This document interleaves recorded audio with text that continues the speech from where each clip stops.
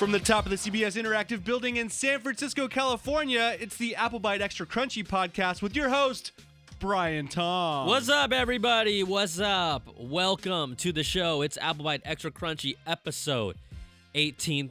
We keep on going stronger. We're 18 deep, man. 18 deep. 18 deep. We've got sponsors now. We've got you all interacting with the show. We just want to say thank you so much for listening. We will jump into the show right away. Biggest headline right off the top. According to Mako Takara, a Japanese website, Apple may replace the 3.5 millimeter headphone jack on the iPhone 7 with an all-in-one lightning connector. Is this real? Is this true? I hope this is not real because this is bad news. Could this be true? Bad news bears. Bad news bears. This headline, first of all, Mako Takara, just from a reputability, standpoint, they typically have been able to get out a lot of info very early before it happens, like 6 to 7 months before it happens. When I look at this, my first reaction, my gut reaction is like, no, what are you doing? But then I look at it a different way. For example, okay, first of all, what is Apple thinking? Has anyone actually requested Apple to make the iPhone thinner?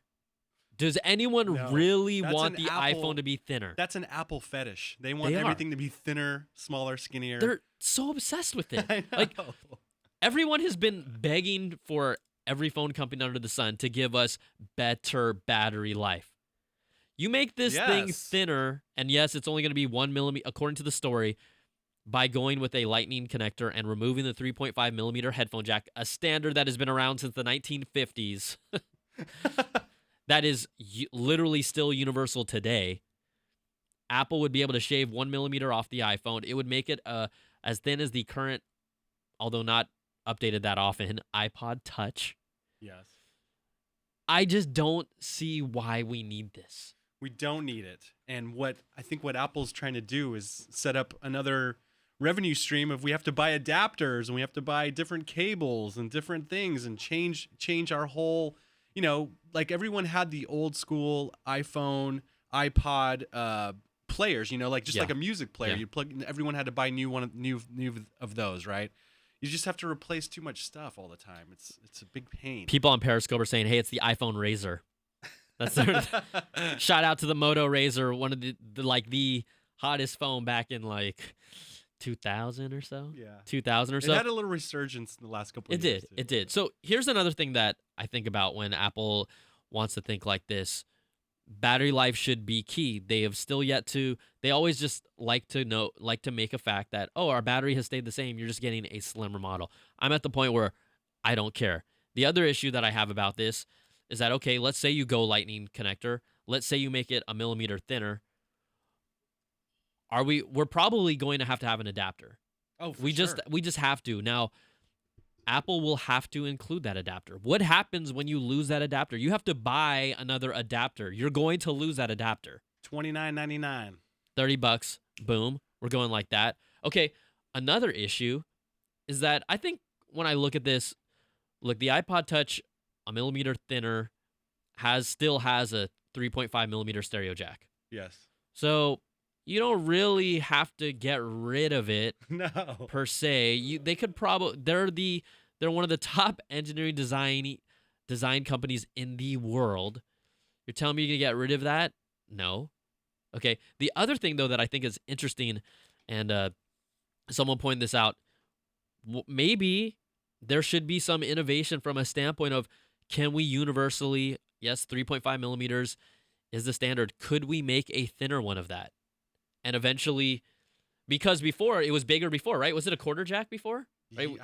I don't remember. I don't think it was ever a quarter. We have, for example, right, with these studio headphones, right? You have that bigger plug. Yeah, you have an 1/8 inch and a bigger plug. Correct. So we have to use adapters for that. So it's not happening overnight or anytime soon. Could we see a smaller 3.5 millimeter jack, like a 2 millimeter jack one day? Still, that would suck because so many people plug their iPhones into like a stereo aux cable in your car. True. Oh, it totally. You want to charge your phone and listen to music at the same time. How are you going to do that? Oh, I have to have a Bluetooth speaker now. And then I have to charge my Bluetooth headphones. That's what I'm saying. You have to charge everything now to use it. People are like, hey, this is cool. Maybe they're going to make it thinner and Apple's going to give us a wireless charger.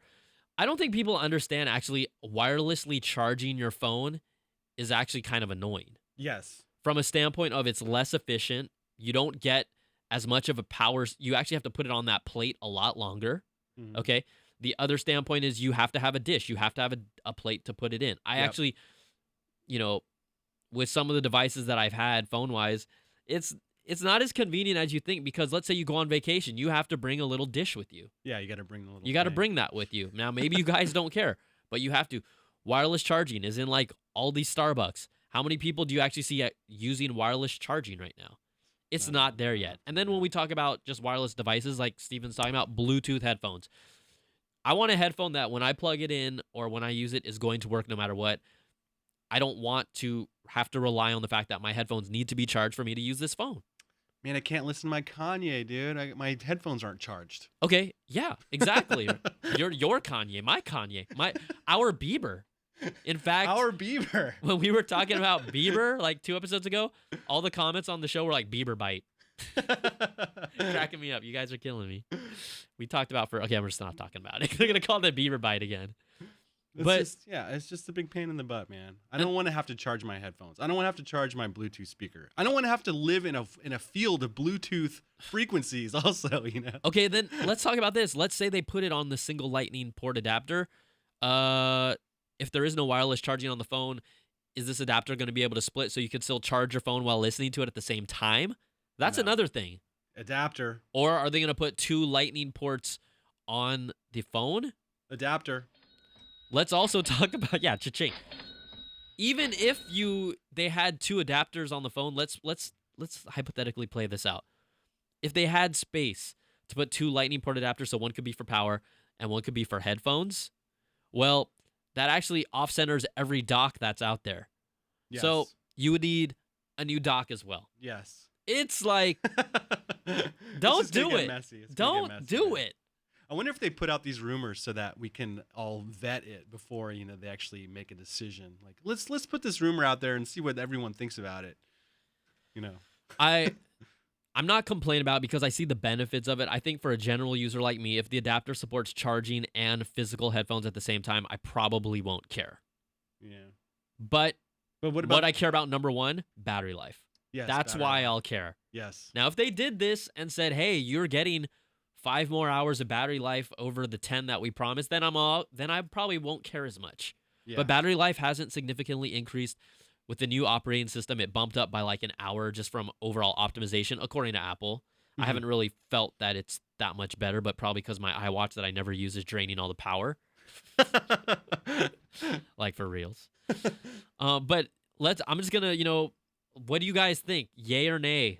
Get rid of the headphone jack and go with just all lightning. I'll just look at these responses. I mean, overall, do you think Apple would really do this? I do think that they would do it. I would not put it past them. But the only way that it could be cool if it's like Joaquin Phoenix's headphones and her. That's the only way it would be cool. If, just like wireless earbuds. That might be, I'd be down with that. Nay, nay, nay, no, hell no, hell yay. There's probably one yes out of every 10. Someone already criticized me that I'll watch. Really, Brian? Watch? I think I said Apple Watch. Did I say iWatch? I don't even know. Anyways, again, this is not an official statement by Apple. These are the rumor reports.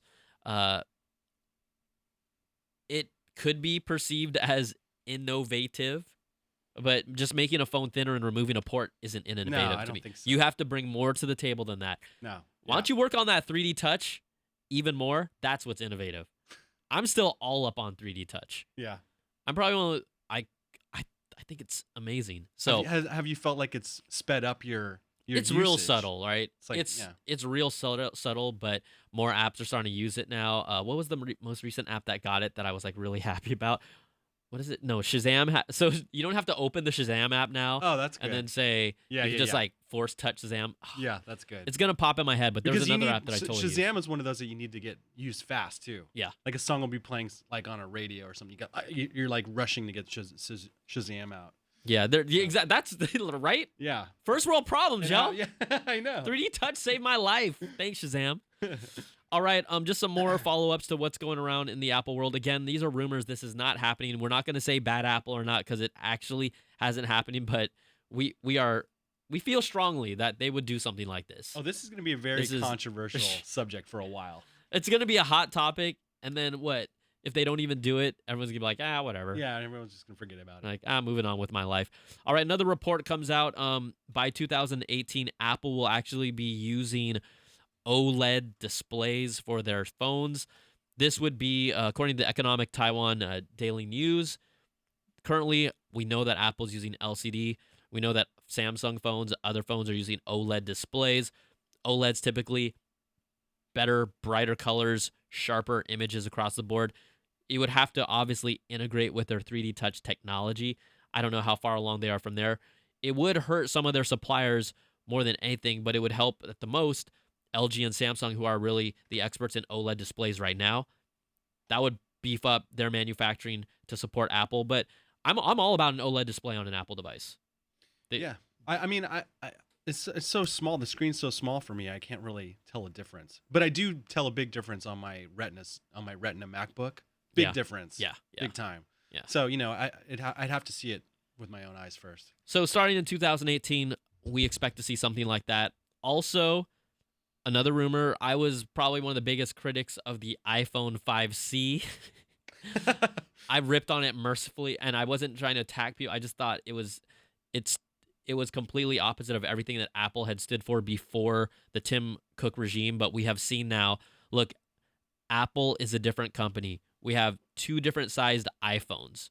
We have an iPad Pro that's allegedly, according to Apple, a multifunctional device, something that Tim Cook himself criticized before and said, who would want a refrigerator and a toaster? Well, Apple made their refrigerator toaster. It's called the iPad Pro. It copies or tries to be like a Surface Pro. They've done that. Again, with the iPhone, this is all right. According to Digitimes, a new A9-based 4-inch iPhone is expected to launch in early 2016. The good thing about this, it would also have an NFC chip inside, so it would be compatible with Apple Pay. But this would be kind of like their iPhone 5C. It's according to the report, this is Ming-Chi Kuo from Digitimes. It would be based off of the iPhone 5S design.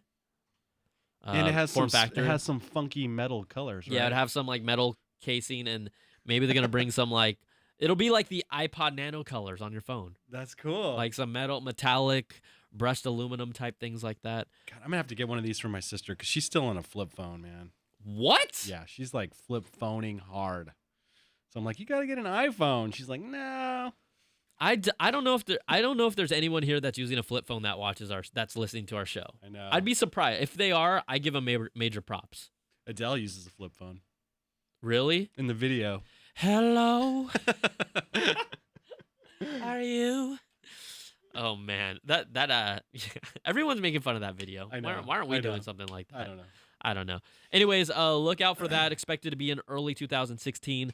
The kind of iPhone 4C. I wonder. Like I don't know. They haven't said what they would actually call the phone yet, but we will see. And then just kind of finally wrapping all things up, iPhone related. Samsung has now agreed to pay Apple $548 million as part of their kind of long-standing patent dispute that at one time was at $1 billion. Over time, things have been reduced and thrown in appeals courts and gone back and forth and forth. So now Samsung has agreed to pay $548 million. This is from the lawsuit or the patent filings. Sorry, not patent filings, but this is from the trial Apple versus Samsung, where Samsung had their phone model concepts that were like all old school buttons, D-pad, navs. Yep. And then the iPhone came out, and then after that, Samsung pretty blatantly copied the form factor. Yeah. It was with the, I think it was the G3. The Samsung G3 was the one that really looked basically, or is the 4? It was their 4 phone, their Galaxy S4. Oh yeah, here's the that picture looked of the phones too. like really like They do like the earlier iPhones. very It was similar. so that was part of it. Also, they're still, I believe they have still yet to figure out what's going on with their pinch and zoom functionality. I think that's still under scrutiny by the patent trial and appeal boards in the court. So that's trying to get figured out. But as of now, $548 million. Samsung has actually agreed to pay this as part of this agreement. That's a big story, man. Yeah, that casually have to cop up $500 million. Well, because they've been fighting it. They've been trying to get it reduced. They've been trying to get it removed from the court. It actually looked like they were still going to appeal this, but finally they just gave in and said, okay, fine, 548. Like, cool. We'll just throw you down some cash. There you go. Was this is the one where in the Apple Byte video we did iPhone 5 on it. We're all like, Samsung better pay up, man. This is from that lawsuit, right? That's so right. So that happened so they're paying up. That's like 2.5 years later. Yeah, that's a long time. If you don't know iPhone 5 on it, you should look it up. That's all I'm saying. Go watch that video. Go look it up. All right. Should we get to business right now? Yeah, Should we do the business? Business, man. We got to show love to our friends at Scotty Vest. Today's podcast sponsored by them, the clothing company that designs multi-pocket clothing. Let you carry and use all your gadgets and daily essentials with up to 42 pockets in a single item. You'll have space for your iPhone, your MacBook, your iPod, your iPad. I said MacBook. You could put a MacBook in your vest. Oh, yeah. Specialists in functional fashion for over 15 years, Scotty Vest caters to tech junkies by cleverly engineering pockets to balance the load and keep you comfortable while giving you easy access to your electronic devices. Scotty Vest has the perfect holiday gift for all the gadget lovers in your life, including yourself, Brian Tong. I love myself. I love myself. I won't tell you when I did, but... I also have to read something about this. You know the gadget dance, Brian Tong? What is the gadget dance? That moment of panic when you frantically try to find your phone. Scotty Vest eliminates that stress with icons designating pockets for different uses so you'll always know where everything is. Do you want to see the gadget dance? Whoa, where's it? Oh, yeah. Oh, yeah, gadget dance. Yeah, so go to scottybest.com/applebyte and get 20% off with the coupon code Applebyte. scottybest.com/applebyte to get 20% off with the coupon code Applebyte. I thought you were going to say it. You forgot that you said it, and you're going to say it like 3 times in a row. That's cool. And we've had several people actually buy Scotty Vest because so of that awesome, code. Man. So totally. I'm thinking 20%. That's a good. I think this relationship is working out. I don't know about you all. I think this relationship is working out quite nicely. That's awesome, man. All right. New products, Apple products, new rumors all day, every day. Thinner MacBook Air in 13-inch. And get this, 15-inch sizes coming for WWDC 2016. Oh, yeah. That's according to the rumor mills again as well. This one's Taiwan Economic Daily News. This is interesting because they've never released a 15-inch super thin MacBook Air yet. We have the MacBook Pros. We do have a 13-inch MacBook. God, my brain is all over the place. We do have a 13-inch MacBook Air, but just not a 15-inch. The other interesting thing is that the MacBook Air line currently consists of 11-inch and 13-inch. Apple has that super ultra thin, looks really amazing laptop. That's that MacBook that most of the time the promo images are. It's the gold one. You know that gold one that's super thin? Yeah. The ultra thin MacBook. It doesn't have enough power though for me. It's like a basic laptop that just looks amazingly thin. So I would only even consider that thing way down the road once they give it a lot more oomph. Maybe if they bring some Skylake. We're still waiting for Skylake. There's no confirmation if Skylake processors will be in these thinner laptops, but it's just a little bullet point to keep your eyes on. Cool. WWDC, typically they have released laptops there and shown off new hardware. So we will wait and see if that happens. Also, I hate these stories because it's disheartening after I just bought a product like 2 months ago. I know. According to Digitimes, production of faster Apple TV 5 is rumored to begin in early 2016. That's brutal. Come on. Man. This happened to me when I bought the iPad 3rd generation. I know I talked about it before. Oh, yeah. They released like the new iPad like 6 months later. Within 6 months. Yeah, there was another one. I'm like, oh, okay, cool. Yeah. Thanks, guys. Thanks for crapping on me. Yeah. So this is just a rumor that they would be using a faster processor, the A9 processor. We all know that according to Apple, because the current new Apple TV is using an A8 processor, there's no 4K video support. Probably my biggest complaint about that is that we have phones that can shoot 4K. Let me just toss that video onto a TV that can support 4K if you have a 4K TV. Yep. The A9 processor would be able to do that for the new Apple TV. Again, mass production, according to this report and rumor, to begin in early of 2016. There's still they got rid of the optical output on there. Someone just gave it like a sad face on Periscope, like no optical. Really? Yeah, there's no optical digital. Trip. Yeah, that's a trip. I mean, because everyone's surround sound has optical. Thank you. Mine did. So I had to I did a little What'd you have to do? I just basically I used to have it separately go through the optical audio, Uh-huh. but now I just basically force it all through HDMI. Oh, okay. Okay. But Well, it still works like that. But yeah, the optical is meant for that. Yep. Even Yeah. people have like headphone sets. Yeah. So they just pop right in and stuff like that. Yeah. So that is still missing according to the report. Also, Apple Watch sales supposedly, according to this report, enjoying a modest growth according to IDC. They estimate that around 3.9 million Apple Watches have been sold in quarter 3. This is just based on their data that they've been gathering in the wearable sales market. Last quarter, it was 3.6 million. I've just got to go off and say, like, as time has gone on, I really thought that the Apple Watch would be able to do more. Yeah. And it just hasn't. They're just not developing for it, huh? I'd argue, I don't want to get people all mad and frustrated, but as of now, as a platform, there's no momentum. But that number sounds like a pretty decent number, though. 3.6 million. It's going to be, it's the best for any smart wrist watch device. Yeah. Per se. But, my whole thing of, I used to still like this because I'm like, oh, I love how it looks. But as I just use it less and less and less, I'm just like, man, did I really spend that much for this thing? Like, and it just sends me messages and then like calls once in a while, but I put it on Do Not Disturb almost all the time because I don't want to get bothered by that. It's rough.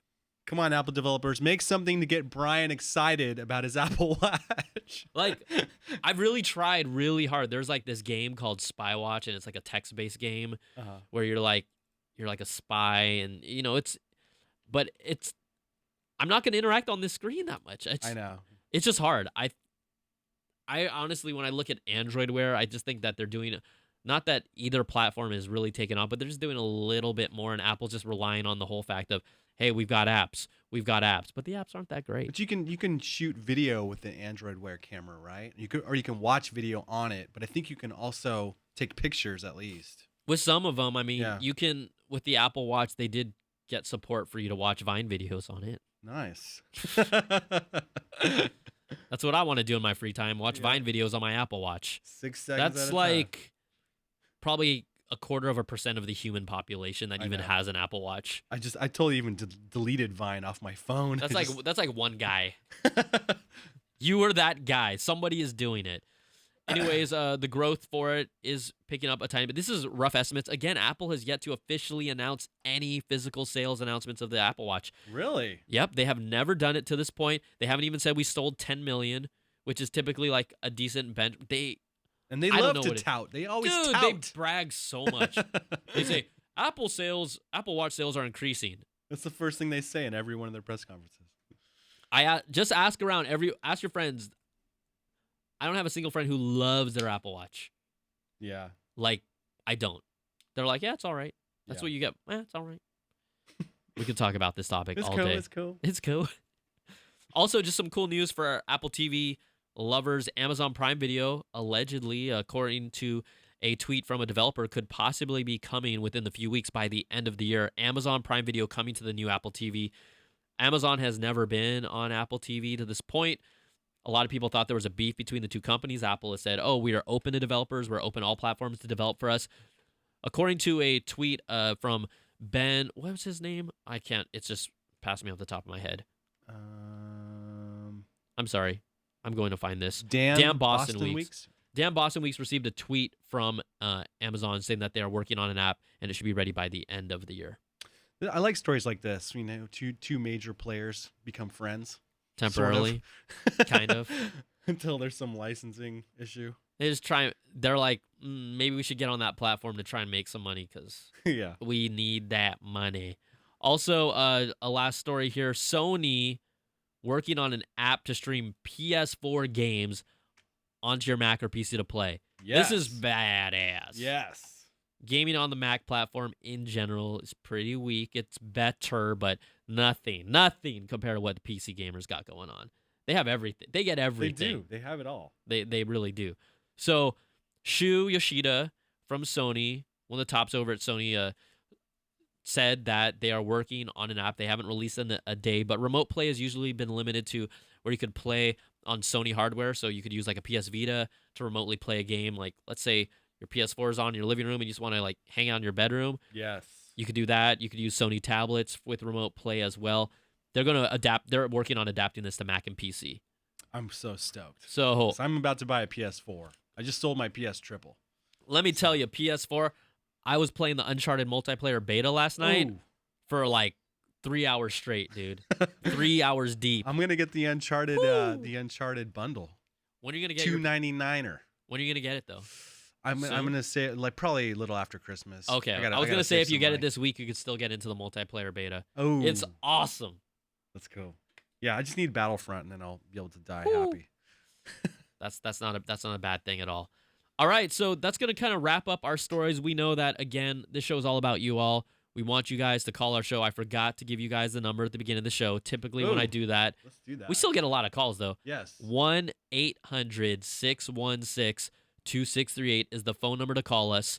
Leave your name, where you're from, and just get your message. Some of you you're stretching a little bit. I'm just saying. I'm actually have to edit one of your calls right now. Woo! We don't want to do that. So, should we get to the call speech? Let's do it. All right. Hey guys, it's Ryan. I'm from Toronto, Canada. And my question is, well, I have an iPad Pro currently, and I'm a student, and was wondering if you guys thought that it would be beneficial for me to get the Apple Pencil to take notes and stuff. Thanks. So, my gut reaction is, I like.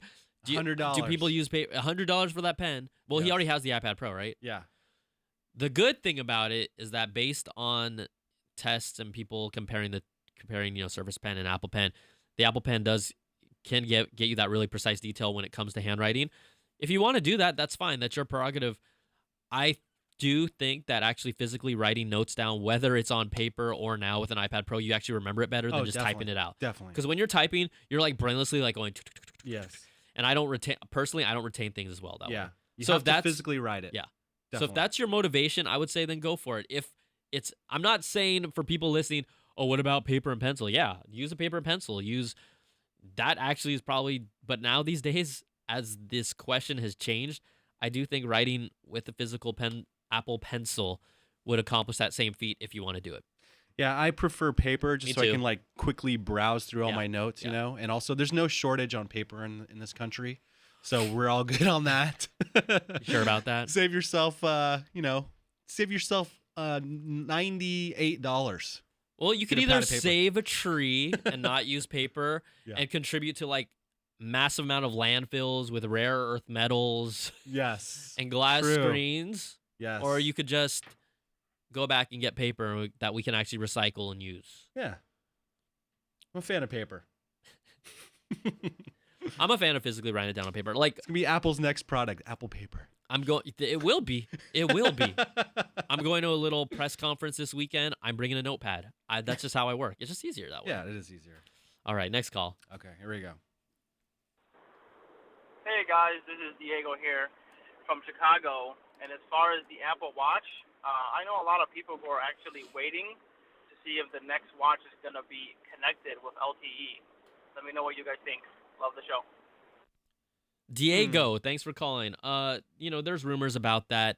Will it make it more useful? To a certain degree. Like, quite honestly, with the Apple Watch, I'm more concerned with them actually putting a real true GPS chip in it. It doesn't have that. It's still dependent on the phone. So anyone who wants to do any type of fitness or trail running has to have the phone in their pocket and the watch. Completely idiotic. The Apple Watch itself needs a Wi-Fi chip, so it can be totally dependent without, even when you're in your home. We have enough Wi-Fi now these days that would be a huge boost to it. LTE, the big thing is that you're going to have to pay for another data plan. Yes. I don't think you really need to, because people that are using their Apple Watch aren't using it as their single standalone dedicated device. Yeah. It's a complementary device. Most of the time you'll have your phone in it, but there's a few times where you go running or exercising. Let's get rid of the phone. So put the technology in there that makes that happen. And if you're around the house, fine, your phone's in the corner. That's not a big a deal, but make it as least dependent on a data connection as you need to. You don't want to pay $30-$40 a month just for your watch. No. Who wants that? But if Apple does do this and then they make that watch just a standalone device, you don't need the phone or anything, then, it could be a compelling reason to buy. It could be if you want to talk to your wrist all the time and take calls. You think that's cool? Yeah. All right, I'll let you do that. All right, next call. Hi, my name is Andrew from Michigan, and I just had a quick question for you about the iPad Pro. I recently purchased one, and I'm just wondering if you think that Apple is going to make any kind of adapters for the Lightning port. I've been reading that it's USB 3.0 compatible instead of just USB 2.0. So I'm wondering if you guys think that Apple is going to do anything in the future for adapters, maybe even something that would allow us to somewhat plug a USB drive into an iPad Pro via an adapter. So thanks for this call. This call is right on the money. The iPad Pro port, Lightning port, does support USB 3.0. I think it'll be up to a third-party manufacturer. How about let's put it this way. My brain's going all over the place. Apple will release an adapter for this to support USB 3.0 if they have a pro-level app and maybe their own like hard drive that they produce. Yeah, so definitely that be they an Apple would hard then drive. then they I think that's when they would be really compelled to do it. Now, let's pretend that doesn't exist.